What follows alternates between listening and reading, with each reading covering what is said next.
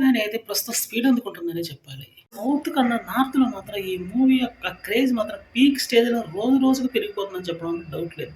అల్లు అర్జున్ యొక్క మేనియా మాత్రం ఒక ప్రభంజనంలాగా విజృంభిస్తుందని చెప్పడంలో ఎటువంటి సందేహం లేదు.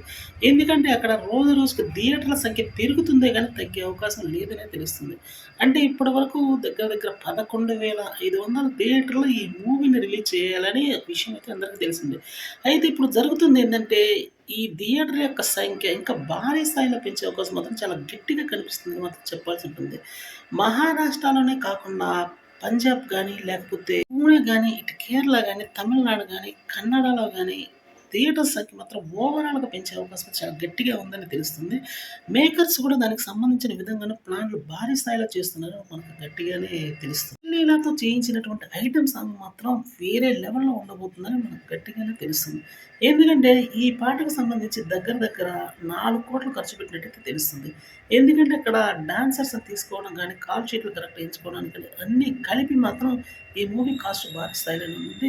ఇంకొక ముఖ్యమైనటువంటి విషయం ఏంటంటే జాతర యొక్క సీక్వెన్సెస్ ఏవైతే ఉన్నాయో అవి 70,00,00,000 ఖర్చు పెట్టి మరి తీసినట్టయితే తెలుస్తుంది. ఈ నిడివి మాత్రం దగ్గర దగ్గర మనకి 20 నిమిషాలు కనిపించే అవకాశం ఉంది. మూవీలో ఇదొక కీలకమైనటువంటి ఘట్టంగా చెప్పుకోవాల్సి ఉంటుందనమాట. 2లో ఇన్ని స్పెషాలిటీస్ ఉన్నాయి కాబట్టే ఈ మూవీ మీద హైప్ దేశవ్యాప్తంగా పెరిగిపోతుందని చెప్పాలి. స్మగ్లర్‌గా ఒక లైఫ్‌లో ఎంత ఎత్తుకెదిగాడు, ఏ విధంగా ఎదిగాడు అన్నటువంటి ఇతివృత్తంతో తీసినటువంటి మూవీ కాబట్టి ఈ మూవీ నేషనల్ అవార్డ్ కొట్టేసిందని చెప్పట్టయితే అంతకు మించి వేరే ఉండబోతుంది కాబట్టి ఈ మూవీ మీద అంచనాలు మాత్రం ఆకాశమంత ఎత్తులో ఉన్నాయని చెప్పాలి.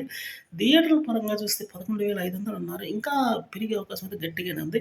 ఇప్పటికీ నార్త్ అమెరికాలో ఈ మూవీ $1,000,000 అయితే కలెక్ట్ చేసినట్టయితే తెలుస్తుంది.